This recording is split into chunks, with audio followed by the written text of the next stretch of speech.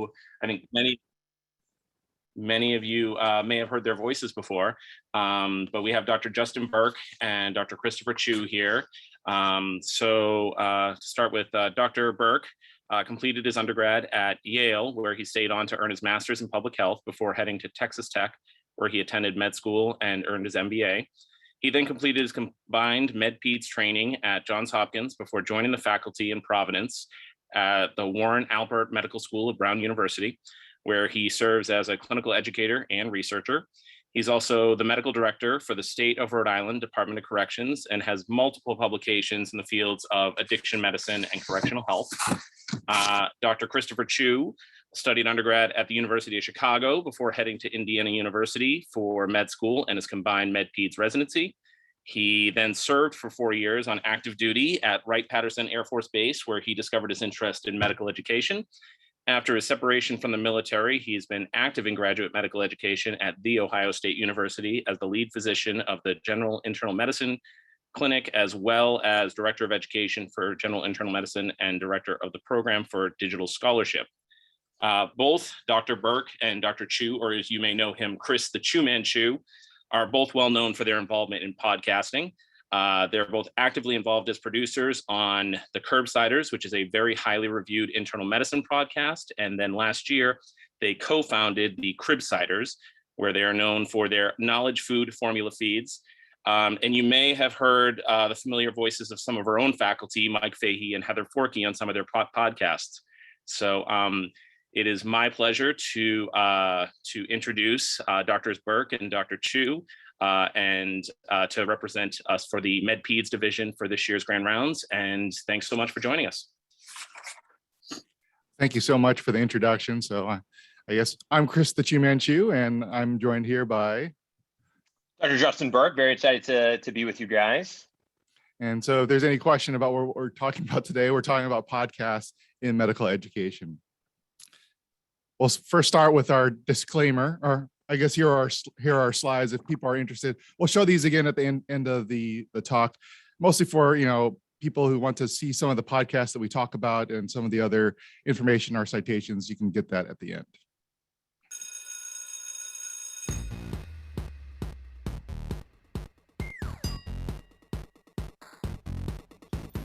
The Ciders podcast is for entertainment, education, and informational purposes only. The views and statements expressed on this podcast are solely those of the host. And that was my son about a year or two ago recording that for us. But we really don't have much financial conflicts of interest, except for the fact that, as discussed before, Justin and I are both part of 2 podcasts, and we're going to be talking about podcasts today. So since we're going to be talking a little bit about virtual communities during this virtual talk, I always like to remember our pre-pandemic times. And here's a little picture of a couple of the Ciders crew at ACP a couple of years ago. We'll start with our agenda today. So first, we're going to talk about some podcasting basics, help create a shared mental model about what we're going to use for the rest of the talk. I'll first define what foam is, what digital scholarship is. Then I'll talk about how podcast, specifically medical podcasting, fits within the space. Then Justin's going to take over and discuss the application of podcasting to medical education, some of the challenges that we face, and then sort of our personal journey into podcasting. And finally, we want you to subscribe, rate, and review on iTunes. I'm sorry, I sometimes I forget about that part. So we'll have some time for questions and answers at the end. So on to foam med and digital scholarship. So no conversation about medical podcasting can really happen without first talking about foam. So what does this acronym stand for? So back in 2012, over a pint of Guinness in Dublin, and I know that's not a pint of Guinness, I just didn't have the rights for any other pictures, but foam stands for Free Open Access Medical Education. So what is foam? It's a collection of resources, a community, and an ethos. Basically, is agnostic of platform and includes blogs, podcasts, tweets, online videos like YouTube, documents in Facebook groups, and a whole lot more. It's not really a teaching philosophy or strategy, but really more of a crowdsourced educational adjunct. It's an augment to traditional educational principles.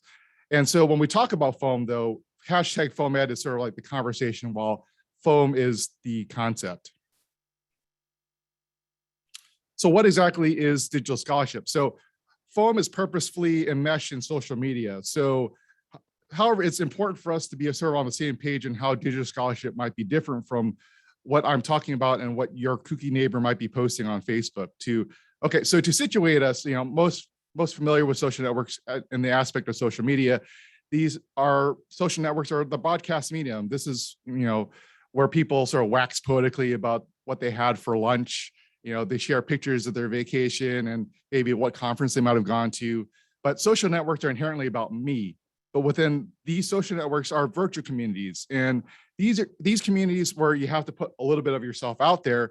We move the focus from me to a we. There is a larger goal and a bigger shared sense of purpose. So here we see #MedTwitter or #Women in Medicine or primary care chat. And this is where these communities really flourish. Now, within these virtual communities, we see individuals leading the way in what we call digital scholarship. And let's define digital scholarship a little more. So you can't talk about digital scholarship in the view of the lens of what we think of traditional scholarship, which are, defined by Boyer as integration and teaching. So maybe, podcasting was invented in 2003 and really isn't too much different from like 1920s radio. When you think about like Twitter, where there are journal clubs, where they're entertaining and vigorous, these debates have been occurring at residency conference rooms for literally a millennia. So the question is, if we're going to argue what we're doing is in fact scholarship, do we need a new framework?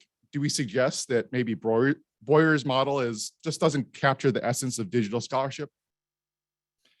So another way to think about it, dare we might say a different model, and our colleagues, Dr. Adams Rodman and Dr. Sherry Trivedi over at the Beth Israel, who are looking into medical education and media, they describe the term organic digital education, which sort of captures scholarship worth aspects of digital scholarship and brings elements of FOAM into the modern use of these resources. They argue that organic digital education highlights these scholarly elements of these virtual communities. They're structured yet asynchronous dialogue, which starts with open access educational resources. These are what represent the real innovation. And they may even describe it as a revolution. We describe this same idea as a new form of community-based participatory research or community-engaged scholarship. So what exactly is podcasting? So Wikipedia defines podcasting as an episodic series of spoken word digital audio files that a user can download to a personal device for easy listening. So like I said before, it's pretty much like radio, but you can sort of listen to it asynchronously.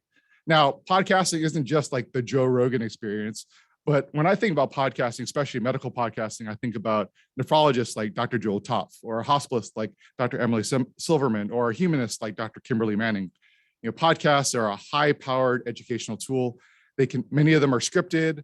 A lot of them have highly interactive cases. Most of them have detailed show notes or transcripts for easy reference. A lot of them have citations, references, and a lot of them provide CME. So medical podcasts are really the best part about medical education in an on-demand format. Here are a couple of examples of some pediatric podcasts that some of you may have heard about. There's a lot in this space, and they represent a wide variety of format, styles, and content. And there are several ways in which we can actually categorize these podcasts. So first, we can look at content. So we see drastic differences such as storytelling and humanism that we see with the Nocturnists versus more core pediatric topics like we see in PEDS cases. Or we can see podcasts with multiple use of guests like we see in Freely Filtered, which is an amazing name for a nephrology podcast, versus a single host presenting a summary of materials like we see in PEDS Soup. They can be more or less formal. So PEDS in the Pod is more conversational in tone versus JAMA Pediatric Editor Summary, which is a little less conversational. Lastly, some episodes are very scripted like Core AM, or lightly scripted like our episodes on Cribsiders or Curbsiders, which we use sort of the script as a jumping off point with the rest of our episode. So another way of categorizing podcasts is what Adam Rodman and Sherry Trivedi discussed in one of their papers about innovations in podcasting. So the first category in which they place podcasts into is the modeling, clinical reasoning, and diagnoses. These are the type of podcasts that take a skill that's traditionally been very hard to teach, and many really actually don't know how to teach well, by taking cases, often morning report style, and a listener can walk through important steps of clinical reasoning and develop their own diagnostic schema or frameworks in order to apply to their future practice. Some of my favorite podcasts in the space are I Am Reasoning, which is really one of the first podcasts out there about clinical reasoning, but CP Solvers with Reza Minesh and Rabi Geha, Curbsiders and the Curbsiders Teach series, which is coming out. And in the pediatric space, we have the Not Just Little Adults, which Amit Pawa, Andrew Olson, and among others have used special series that focus on pediatric cases. Next would be the multidisciplinary expert interviews. Just like the Cribsiders, we are the pediatric medicine podcast. We interview leading experts in the fields to bring you clinical pearls, practice changing knowledge, and answer lingering questions about core topics in pediatric medicine, which is what I say every episode. We see this with Core IM, Bob Centaur's Anna Nels on call. Nationwide has Mike Patrick with their PDCast CME. So anytime you bring an expert on to talk about some area in medicine, that's where these land. Next would be the Navigating Medical Ethics and History. These podcasts really do a deep dive into what has made medicine and our practice of medicine what it is today. It shines a critical lens, usually with a historical perspective on why we do the things that we do, and sometimes the things that we do don't make much sense. So in this is Adam Rodman's Bedside Rounds, and one of my favorite podcasts, The Curious Clinicians, with my friend Ivy Cooper, Tony Brew, and Hannah Abrams, where they do deep dives into curious observations in the world of medicine. Next would be the expert discussion on recent clinical research. These are the Journal Club podcasts. Hosts and experts sort of walk through critical appraisal of the literature. They break down studies to their basics, including biases and innovations. Some of the podcasts I think about when I talk about these, I think about the Rounds Table, our own Hotcakes episodes that were on Curbsiders. Freely Filtered is pretty much a Journal Club podcast. Keyline Podcast, which is where expert educators review key literature in medical education, is also one of my favorites too. Last would be the narrative medicine topics. These are where stories as physicians, the stories of our lives in medicine and those around us really help us form communities, inform our philosophies in humanism, mentorship, and self-identity. And I'm actually really going to look into this a little closer in the next couple slides.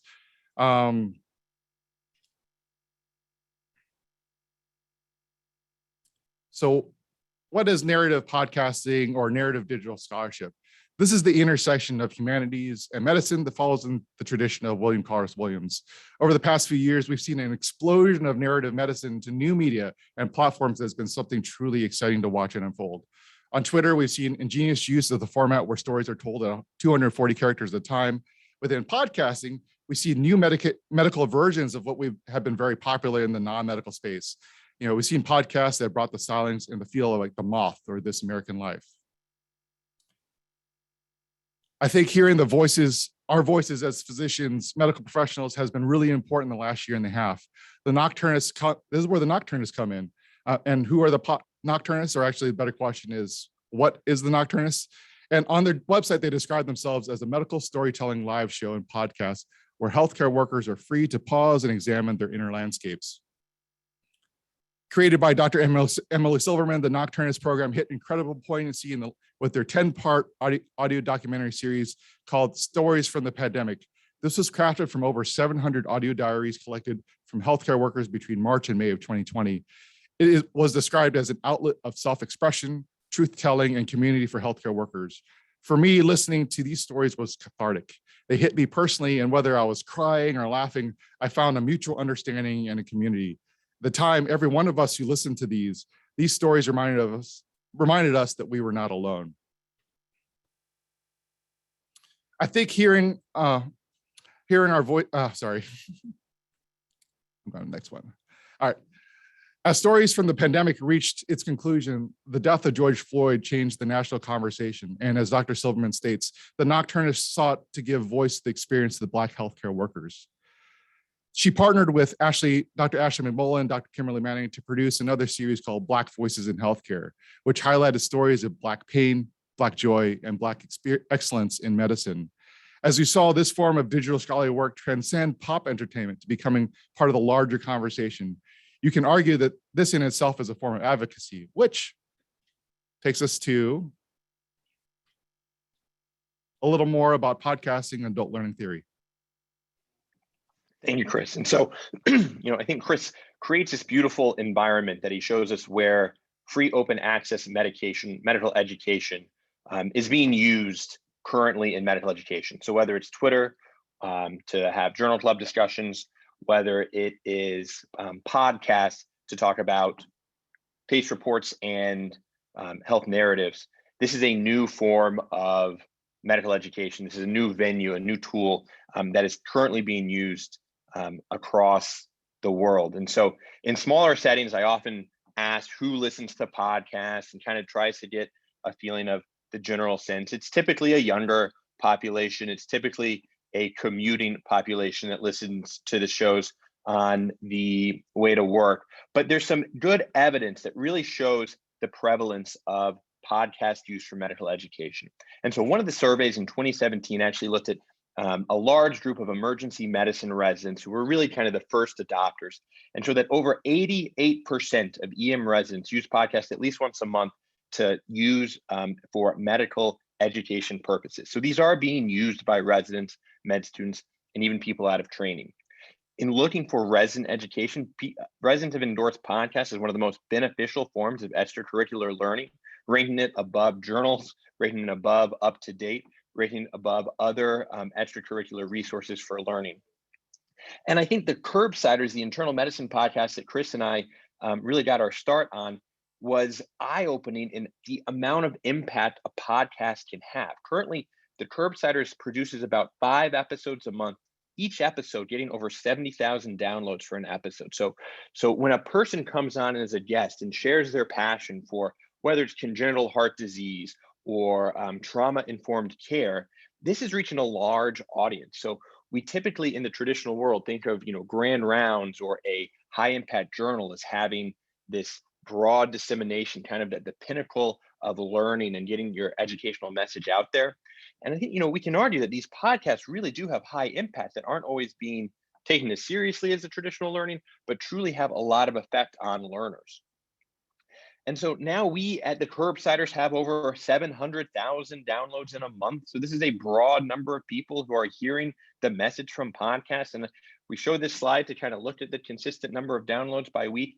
I'll just say that truthfully, it shows that, again, there is an impact, that this is happening, whether people approve of it or not, whether they think it's part of traditional education or not. This is something that is prevalent among learners. At the Ciders, so a lot of this information is originally from the Ciders, where we have a few years of data to collect. We have a good sense of who listens. What's the percentage breakdown of trainees? And it's a broad audience. We have medical students who are listening early on. We have residents and fellows in training who are listening. We have post-practice physicians making up about 40%, and about 20% advanced practitioners. So this really does try to address clinical topics that are of interest to a full range of learners, whether they're still in training or after. So then I often ask people, why do you listen to podcasts? What are some of the major reasons that individuals listen to the Ciders, or other podcasts for medical education? And because it's a larger group, I won't belabor too much, but I'll say that the common answers keep coming up. It's very convenient. I can listen to it while I'm driving or doing the dishes. It's very relevant. If I have a patient who's coming in with a brew, I can go home and listen to the episode on brewies and come back the next day and have a good understanding of what the workup might be. It's self-directed. So if you have a gap in your knowledge, perhaps maybe sickle cell disease, because your population you don't have a lot of patients with sickle cell disease, you can choose the topics to fill the gaps. You can self-direct your own learning. It also offers the opportunity to hear from international experts that might not be accessible in your community, in your facility, in your academic institution, in your area, or maybe you're someone who's not an academic and are a rural provider, and this is a fun way to have access to these grand rounds type talks that aren't otherwise provided. And those, I think, are kind of the major things that we'll talk about of why this creates such a positive learning environment. But interestingly, community building is another one that at the bottom, I think, at least for me, comes off as sometimes as a surprise, but I'll talk about that. So why, do I think Chris and I make the argument and feel passionate about podcasts as a effective learning tool? And I would say that podcasting and the benefits of podcasting really do align with adult learning theory.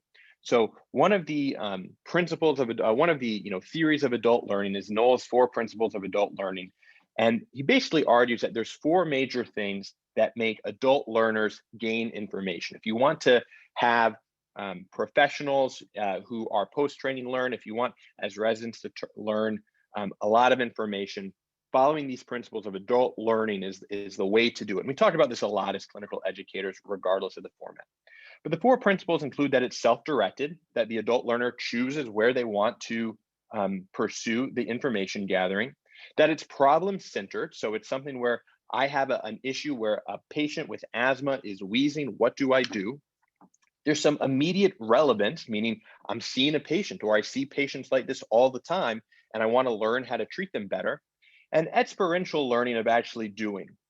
And so I would argue that for 3 of these 4, the ones in yellow, very much align with what we are able to do on the podcast. We have very problem-centered approaches. So you have a 5-year-old who's coming into Cashlet Children's Hospital. They have a runny nose and have been wheezing for the past 2 days, and now mom's having to use the albuterol every 2 hours. What do you do? How do you approach it? We do a lot. Obviously, it's very self-directed in that the curriculum an individual pursues is based on what episodes they choose to download. And the immediate relevance is literally, you're able to listen to a patient, to a topic while driving in to take care of a patient that you might know has a specific condition. And so in this way, podcasts really do align with the principles of adult learning. I'd say in addition to this idea of community building is something that often goes overlooked in medical education and podcasting in general, but this hidden curriculum of how people are learning medicine, how people are learning to interact with others, and creating these virtual communities that Chris talks about, there's great evidence that actually supports that podcast creates community. So there's a great qualitative paper by Riddell and others in academic medicine that basically interviews individuals that listen to medical education podcasts and ask, what do you see as the benefits and negatives? And a lot that we talked about have already come up, but this idea of a community really is one that I think is a unique finding. It showed that people that listen to podcasts not only feel like they're more connected with a broader medical community, but that within their own peer group, they can talk about episodes they feel kind of more in line. This was actually so prevalent that when they interviewed individuals who don't listen to medical education podcasts, these are residents, these residents actually felt left out, that there was a negative. They had a negative view of podcasts because it felt like there was almost an othering. And I think it just brings up the point that, again, a community is being formed. And so if it's something that it's not, you haven't had a lot of exposure to in the world, I think it is a growing phenomenon in medical education. This really showed that it made participants show a sense of connection to their peers, a larger professional communities, and really did create tensions in the relationship. This is directly from the abstract of this paper. It's very well done. And so Chris talks about these virtual communities, and I think virtual communities in podcasting has really not only been seen on Twitter and these hashtag communities that Chris mentioned, but it's being more and more demonstrated in academic literature, whether it's in Journal of Hospital Medicine or Journal of Graduate Medical Education. It's showing that there's communities that are promoting educational scholarships, that are promoting health advocacy, that are promoting new types of health education within the podcasting community. This trend has been going on, and again, it's being recognized by large institutions that podcasts really are here to stay, but not just that podcasts are growing in popularity, but that is becoming more and more seen in academic medicine. So a lot of the top journals do use podcasts to go through some of the most recent articles they have. There's a lot of reports on the effect of medical education, on podcasts on medical education, and you're seeing this more and more in the traditional literature. In looking at adult learning theory, though, anyone that will say something that's popular does not mean that it's necessarily good. And podcasting is certainly in its infancy, where the research is limited. But one of the ways, we evaluate a curriculum, one of the ways we evaluate to see if an educational intervention is effective is using this Kirkpatrick model of evaluation. And this should be applied to podcasting as a tool. The very basic foundation, level one of any type of curriculum is the general reaction. Do the students enjoy it, whether they're trainees, whether they're attendings? And I think, for the most part, this is clear that based on the popularity, based on the reviews on Apple, iTunes, and the qualitative work that's been done, people really like podcasts. The people that listen to podcasts really enjoy it. They have a positive level one reaction, and this has also been shown in the literature. The next question is, did learning transfer actually occur? Did individuals learn something? And I'll say there's also some good literature supporting this. This is often done in pre-test, post-test quizzes that show, before you listen to a podcast, answer 10 questions. After you listen to a podcast, answer 10 questions. And this is also very clear in podcast education that this works quite well. That being said, most clinical educators, who I imagine are included in this group, notice that testing someone before you teach them something and then teaching them something, you expect improvement in learning. That is not unexpected. That's the goal of any teaching intervention regardless. The big high level impact is where we want to see if something is really helping. And that's the impact. Does it change behavior? And does training influence performance? Are our patients doing better because of this? And I'll say this is where a lot of the research is currently being done. But one of my favorite anecdotes to share, other than people, talking about episodes and maybe changing their practice based on the most recent things we do for no reason in pediatrics episode. But as when I was a senior resident, this was a medicine patient, obviously, but I was reviewing a note overnight from the intern, and this patient had some lead cramping. And one of the recommendations was pickle juice on discharge for lead cramping. And if you survey residents in the program, if you survey young learners and say, where did you get this? Has anyone heard of this? Is there any evidence for it? This is something that is not, a common recommendation. This is not an evidence-based intervention that you'll find on Up to Date. But this was something that was said on the Ciders podcast. This was something that almost certainly came from a podcast. In fact, I talked to the resident. It was very much here for the podcast. And so this is an example. This is an N of one, but this is changing behaviors. And so podcasts clearly do have some of this effect on residents. But who's to say if providing pickle juice for cramping is a good intervention? The fact that it has a change, is that positive? Is that negative? This is, again, where some of the future of the research needs. And so there's challenges with any new educational resource, including podcasting.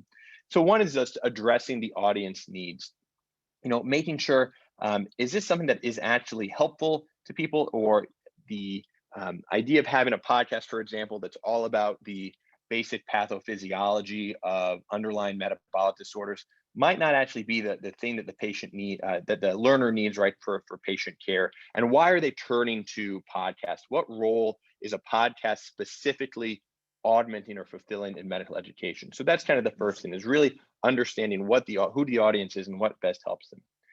Looking for the optimal impact. So again, seeing what is the content that makes it so that patient care is improved. I would argue these things we do for no reason episodes are where we talk about certain general practices that are seen. It might be DocuState for constipation, it might be abdominal x-rays for constipation, that really don't have a lot of evidence behind them. And so there's a suggestion that perhaps we should not be doing these interventions. These are types of things that can have very easy impact on learners and their behaviors. And so trying to figure out, again, what role podcasts should play. Where should podcasts be in medical education? Likely they should not completely replace lectures. Likely they should not completely replace clinical experiences. Obviously, these are served as augmentation, so figuring out the best way to augment education. And then the question always comes up of peer review. Why are podcasts often looked down upon as opposed to an article in academic medicine or pediatrics or Journal of Pediatrics? And it's this idea that there's a lack of peer review. Some then argue that Twitter, is the ultimate peer review. If you post something incorrect on a podcast, I'll let you know that there are people on Twitter who will immediately jump to correct you. And that in some ways is the best form of peer review, but it's a very different process than what we've done in the past. And so to figure out exactly how do we ensure that all the information that's getting out there is appropriate. As Chris mentioned, I think it's worth addressing that podcasting and social media has a unique role in addressing racism, in addressing health equity, in addressing some of the major challenges that occur in the field of medicine that often go overlooked. This is not just about the hidden curriculum of demonstrating how we can improve our own behaviors in medical settings, but identifying issues, bringing them to the forefront. And both at the Curbsiders and the Curbsiders, over time, there has been a dedication and prioritization of doing this in podcast episodes that frankly has been met with some pushback. There were long-term listeners who wrote emails saying, why did you start getting political? This is, I came here to learn about, management of eczema, and now I'm hearing about, leftist ideology, which it's very much not pursuing, but it's something where it can serve as a soapbox to address some of these issues that are difficult to talk about in medicine. And on the Curbsiders, we do try every episode to ensure that we are addressing the needs of health equity. We are identifying where health equity is problematic. And I don't have a slide, and I should add this for next time, but we had a great episode where we talked about urinary tract infections and the guidelines with one of the guidelines authors. And it was very informative. It was, based on all this medicine. And then the question has come up as far as race has been used in these UTI calculators, and race is used as a prognostic factor if there's a urinary tract infection in a infant. Why is that? And we had a companion episode that really kind of went into a deep dive of this and showed that, truth be told, this is not something that we should be doing in the urinary tract infection calculators. This is one of these vestiges of racism in medicine. And I can say, personally, this was a very eye-opening thing that changed my practice, that changed how I taught about UTIs to residents and students. And it was, I thought, a great opportunity to show that some of these long-standing dogmas of medical practice sometimes need to be challenged, and the podcast can be a venue for that. There's a great article that talks about podcasting as a medium for amplifying racial justice discourse, reflection, and graduate medical education to address some of these issues. So we also wanted to take this opportunity. People like to hear about the actual episodes and hear about the process of the podcast themselves. And so, Chris and I got our start on the Curbsiders internal medicine. I'll go through quickly because I know we're pediatrics folk. But this is something that I think really was the foundation of the Curbsiders and the podcasting movement in general. This is a parodied photograph of, I honestly forget the year, but it was a Green Bay Packers team photo that has now have superimposed the faces of all individuals who were initially part of the Curbsiders team. And it's really a slide to illustrate how much of a team effort this really was. The number of people you see here all played a major role, and we're all very excited and enthusiastic about this project. These were a team of volunteers. These are individuals who are not getting paid, but was very much a passion project. And now this has really grown into what we call KnowledgeFood Inc., the combination of both the Curbsiders for internal medicine and the Curbsiders for pediatric medicine, where we have 26 Curbsider producers, 18 Curbsider producers. This is across 25 institutions. We have people who are in multiple countries. And so it really is an international team with an international reach. With each podcast, we also create infographics. And these are some of the ones chosen from adult medicine, but as you can see, they're these somewhat beautiful graphics that are meant to kind of be another way to supplement the material that is being covered in podcast episodes. So it's not just the audio version, but these summaries, these infographic summaries that are very colorful, that are easily shared on social media, and really kind of help try to serve as a visual representation of some of the big learning points and to get people interested in the episodes. We've been fortunate to have a lot of formal partnerships now with major institutions and professional organizations. So every episode we offer, or every episode we produce, we offer continuing medical education through VCU Health, who has been our CME partner.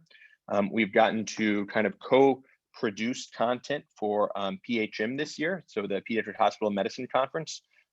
We had a highlights episode. We kind of did some co-branding, marketing with their team, and interviewed some of their leading guests. Journal of Hospital Medicine, again, these Things We Do for No Reason series, if it's something you're unfamiliar with, they're definitely worth checking out. PAS fortunately helped us get together to do a podcasting workshop. SHM, SGym, and other places for general medicine and internal medicine. And then we've started doing these new types of episodes where hotcakes episodes, which is looking at old and new journal articles and talking about what the impact is on mental education. It's much more of a critical analysis journal club type episode. We've done some live tweeting episodes on Twitter where we're trying to use a lot of the different social media. We have a physical exam series. So as we expand, there's kind of all these new innovative ways we're trying to use the podcasting platform to address other learning deficits or kind of use experimental approaches to encourage education and participation and engagement. But we're here to talk about the Ciders. This is the pediatric, this is the, kind of some of the meat of what we've been working on. And the Ciders was a great success. And again, I think inspiring to see how people really loved it. And Chris and I had talked about doing something for pediatrics for a while and finally created this spinoff that is still in its infancy, but we've now gone through about a year and are very excited to share some of the experiences. We started in the summer of 2020, and again, it's to feed pediatric knowledge food to the adult-sized brain hole and provide weight-based dosings of fun.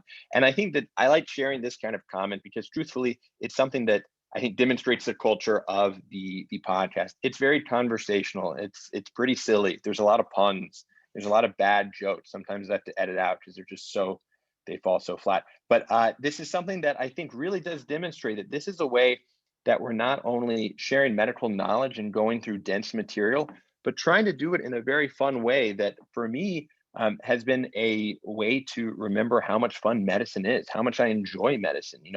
Coming from residency where you're just getting beaten down by a senior resident or feeling, this imposter syndrome where you're feeling overwhelmed and frustrated by everything that's out there. This is a way to love medicine, to talk about this is a cool pathophysiology, or this is a really interesting, career path for specialists. And, it's been a great opportunity for Chris and I to just talk to smart people and learn more about medicine. But it's been humbling. It's been fun to hear what their hobbies are, how a lot of great physicians apparently really enjoy gardening, but really kind of having this humanistic side of medicine too in a fun and playful way. That was, I think, what drew me into the podcasting as a listener and producer. And I think is kind of a core part of, again, not just conveniently providing sickle cell disease information to a patient, but doing so in a way that makes you care and love medicine and not, fall into this burnout cycle. Some of our first episodes, you'll notice our chalkboard type cover art. Covered some of the core pediatric podcasts, ranging from ADHD to bronchiolitis, pharyngitis to anaphylaxis. And we continue to grow to do more and more. I think we just released about episode number 34, I think came out this past week. 36, excuse me. These are some of the most recent episodes with pediatric hypertension, atopic dermatitis, vaping, back to school with COVID. We reviewed the most recent febrile infant guidelines and the top 10 articles in pediatric hospital medicine's JIA toxicology. You can see some of the core topics that I encourage you to go listen to and kind of see what you think. Leave us feedback, let you know. And if you have guests or other topics that you think would be helpful, we're excited to kind of engage and encourage audience participation. We have now in the past year essentially gotten a little over 380,000 unique downloads, which is extremely exciting. And this, the part to the right about CME is already very outdated, but it was a beautiful infographic that I wanted to share from a poster one of the producer medical students did. We have over 1,500 providers who have claimed CME credit. So this is an exciting growth platform that we're seeing as the podcast gets larger and larger. And again, I think like that we saw in the Curbsiders is becoming a more and more prevalent part of medical education. We'll have a decent number of time for questions and things, which I think will be good. And then if people have not a lot of questions, they have 5-10 minutes of their time back. But I think some of the key takeaways that I think we are most passionate about is just showing that medical education podcasts are tools for the current educator. So whether you're a junior faculty member or someone who has been on faculty for a long time, this is an innovative pedagogy that is being implemented. One thing we kind of talked about, as Chris put in this beautiful slide of all the different types of pediatric podcasts, one of the things as podcasting becomes more and more prevalent is that curation is key. That for people who just want to create a podcast because it's fun, we encourage them and try to support them. But there's also a lot of great content out there now, and bringing it together to figure out what is the best episode to talk about asthma, or what is the best episode that has been produced to talk about cellulitis, and trying to find these ways to use all this content that's available and figure out what the best way for learners is one of the big next steps. There's a lot of different formats and ways to create podcasts. Chris went through all these different, how many guests you have, how formal it is, what's the content. And so saying medical education podcasting seems narrow, but is actually a pretty broad field. And then I think the big thing that I try to convince individuals, and would love to hear people's feedback, is really that if you're looking as a clinical educator of adult learning theory and how can you best connect with your trainees and learners, podcasting aligns with a lot of these core principles.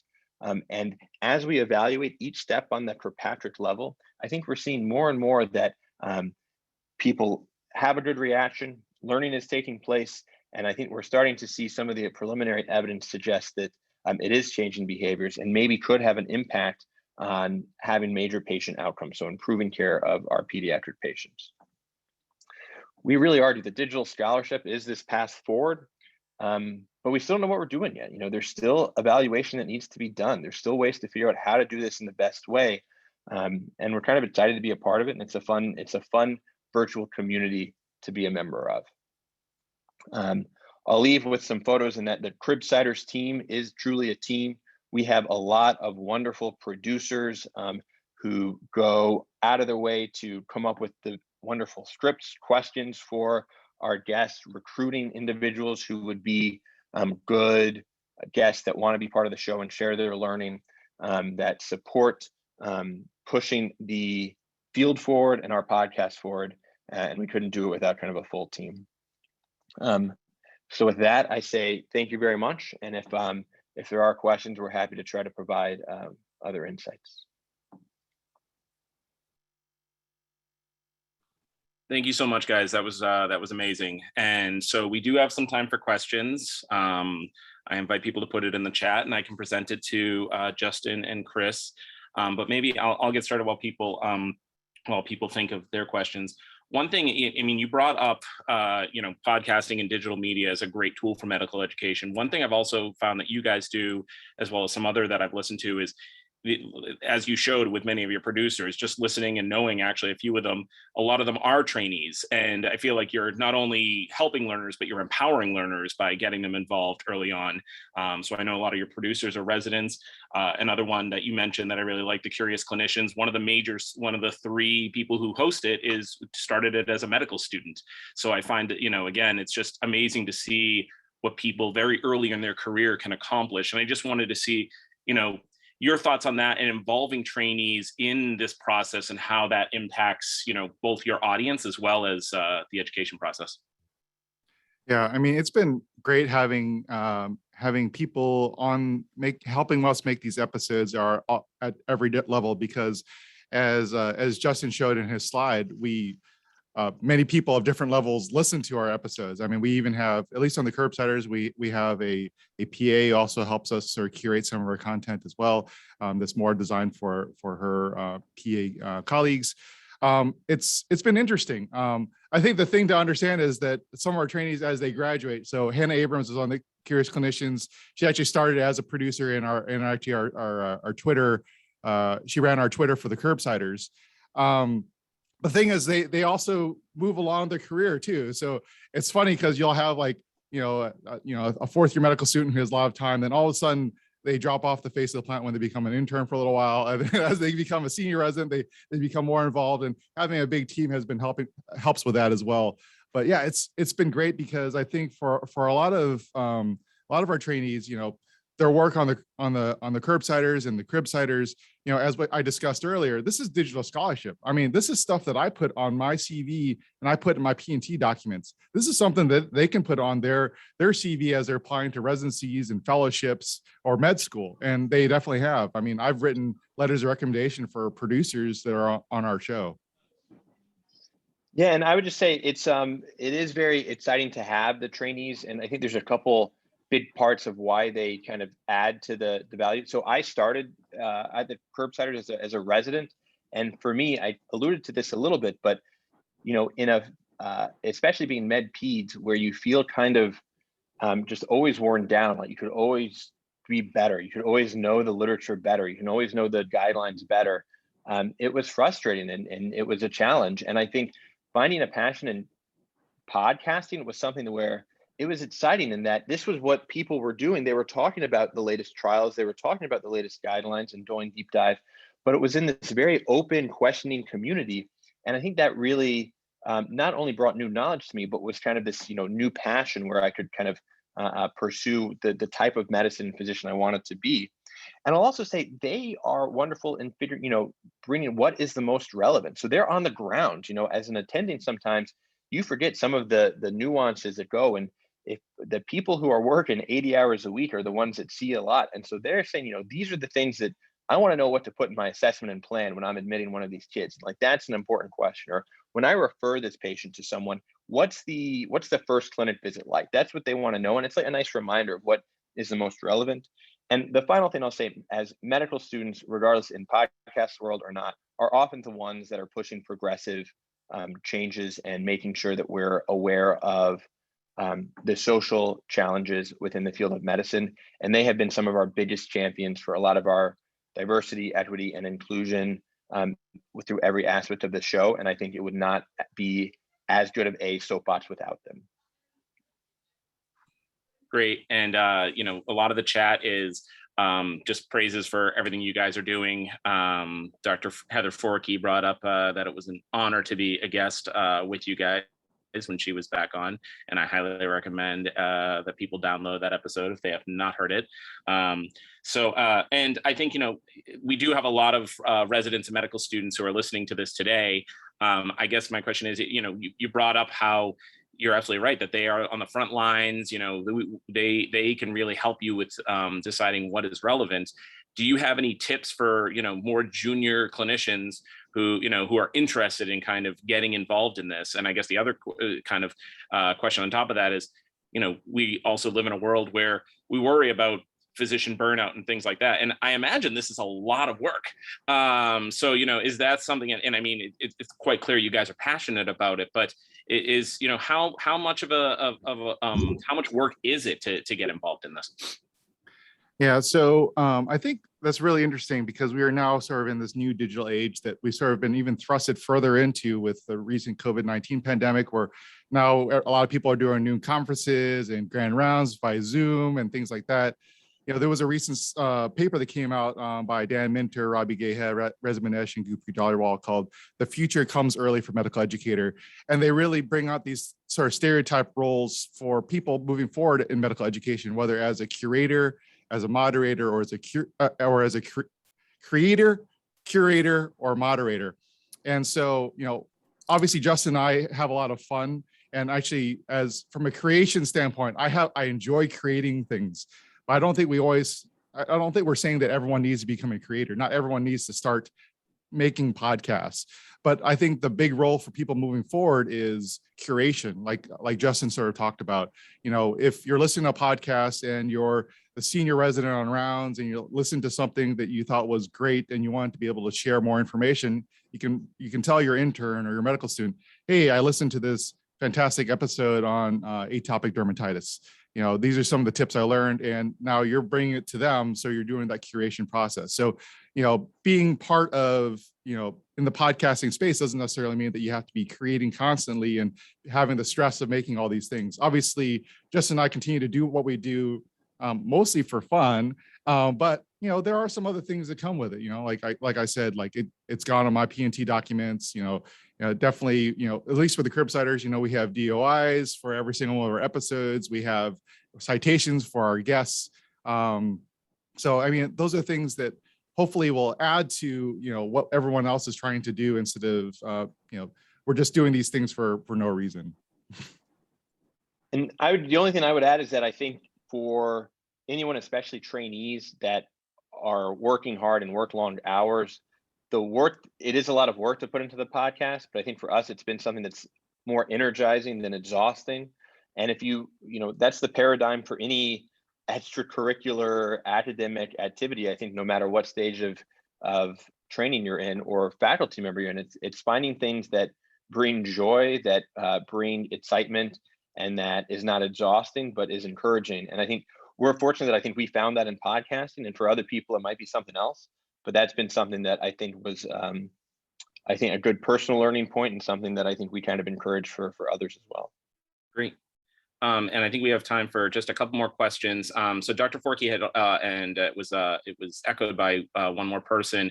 They wanted to know if you have had any feedback from people outside of medicine who have listened to these podcasts.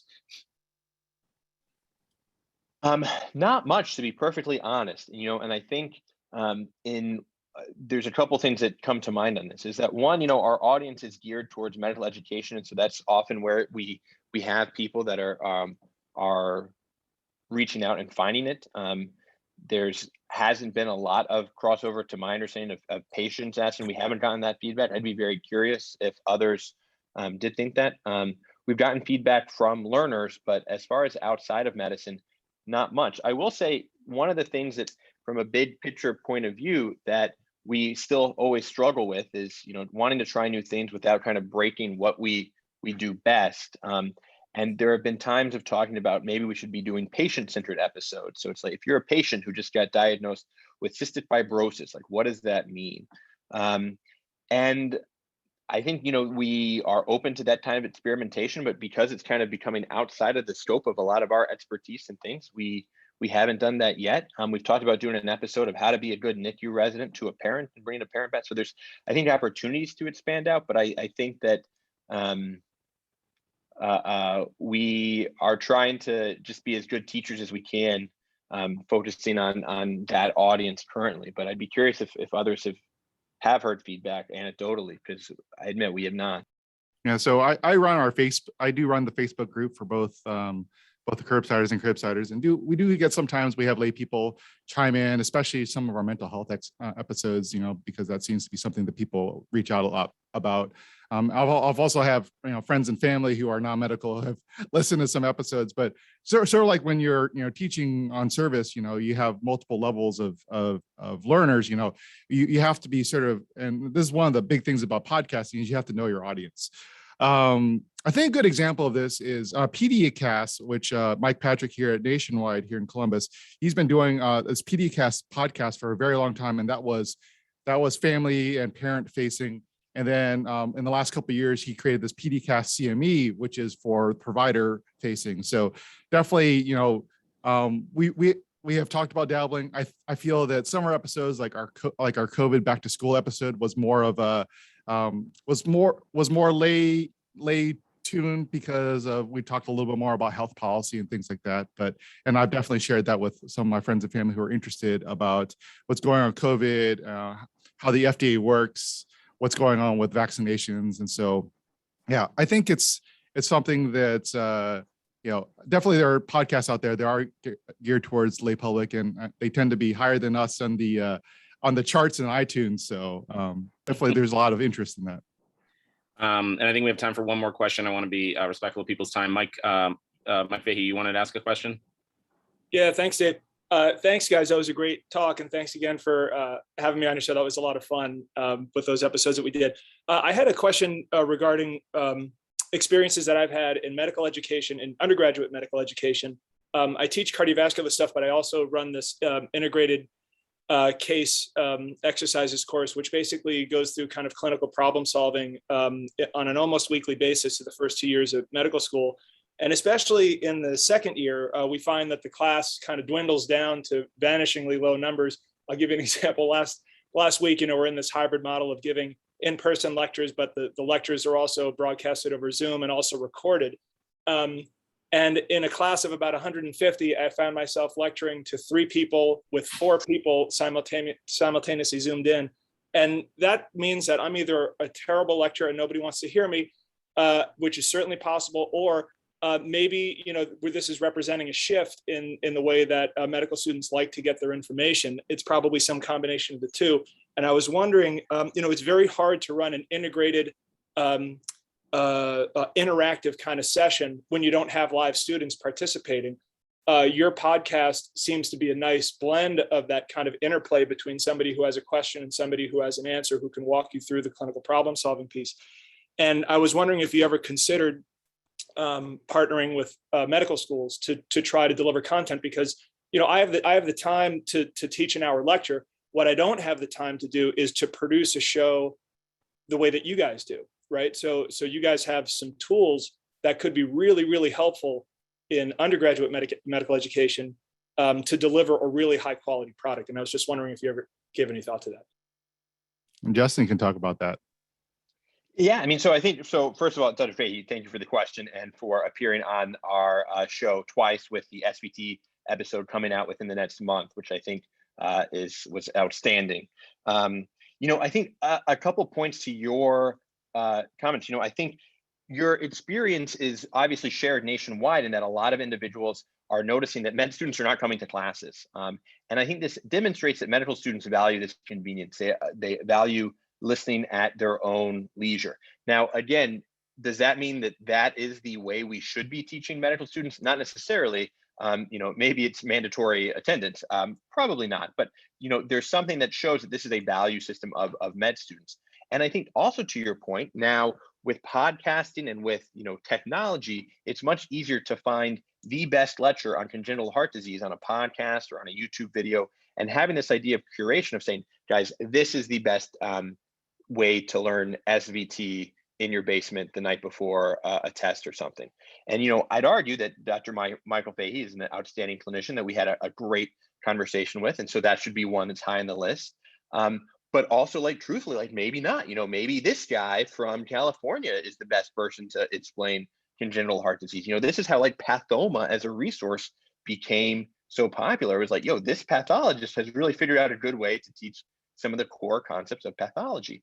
And so I think this is also this demand of where curation can be a major role of, this is the best episode for SVT, but maybe this is the best episode for Fontan procedures and understanding Fontan procedures. All that to say, to your point, as far as partnering with the medical schools, I think it is something that we'd have a lot of interest in, and we have talked about, and we've actually kind of started doing it with Texas Tech to an extent. But very open to that idea. That sounds very fun. I'll also say, though, again, to recreate a specific topic episode at each individual school is a little bit against this philosophy of let's find the best one. There is more, and actually there's a great article that just came out in one of the academic researches that was put together by medical students who created a podcast for medical students, and very much argued that it was better this way because they had institutional information. This wasn't how to treat heart disease, it was how to treat heart disease, but also very much talked about their resources within the university. And so it was much more, their goal was not nationwide, their goal was their institution. And I think those types of content creation can be very helpful. But while it would be fun, I think if Chris and I, went around to every school making the same content, different episode, it would be maybe potentially even adding to the noise of some content that is already out there that no one listens to.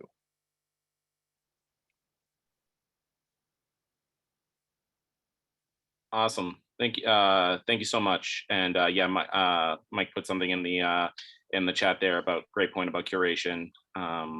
So I really think I appreciate you guys coming and sharing your input, and especially about this kind of newer field that we're really using for medical education. And I really look forward to kind of seeing the growth and seeing what you guys come out with in the future.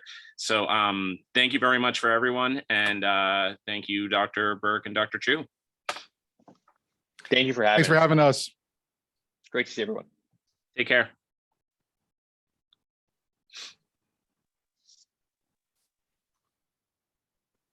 David, thanks for having us. That was fun. That was good. Yeah, that you guys, that was awesome. I think it was, yeah, I think it was exactly what I was, thinking, and except you guys just took it to way to the next level. So it was really, thank you so much for coordinate this with me, and yeah, I'm a huge fan. Maybe in the future, if we're live, we can, if we're in person, you can bring us out and we can do like a live episode or something with your faculty. That would be awesome. That would be awesome. Are you guys like in talks to do that? Like with any, now that there's talk about, conferences and stuff starting to happening live, is there anything like that on the horizon for you guys? Well, the Curbsiders used to do that before the pandemic. They would go around and do live shows as the grand rounds. I think we would be open to it, right, Justin? It's just, whatever works in our schedules. Justin obviously is very busy as the director of the entire correctional facility institution in Rhode Island. Yep. But I will say, David, if there is any feedback from yourself or others, I would be curious, because I think I'd be curious to figure out how to best these types of conversations, how to best address the audience. Because again, I think there's some in previous conversations we've had, there are some people who are expert clinician educators and think this is malarkey, and other ones who are junior who are very much like, how do I create a podcast, and trying to find that middle ground of something that is helpful to a broad range. If there's any feedback, would be grateful and welcomed. I think you guys did a good job of that, showing the evidence behind it, and showing showing some publications that kind of show why it's growing field. And I think just like anything that's innovative, you're going to have the early adopters and then the late adopters. But I think you addressed that perfectly. I see Dr. Neil Grossman kind of looking on at us. Did you have a question, Neil? I do have one comment for Dr. Chu, besides the fact that this was a great talk. And I just wanted to say, OH. IO. I was there at Children's for 15 years. Well, I wish we had known each other while you were here. Yeah. Couldn't resist. Small world. I was going to say, guys. I tried to do it justice by putting in the Ohio State University, but I'm not an alum, so I can't really do it. It's all right. It's all right. I'm a transplant, so I came from IU, so. But you can't help it once you're there. I know it's all around us. It osmosis in. Totally. Take care. Awesome. All right. Bye. All right. I got to run. And do All right, it. guys. Yeah, guys. same. Take care. Yeah. Thanks, everyone. Bye.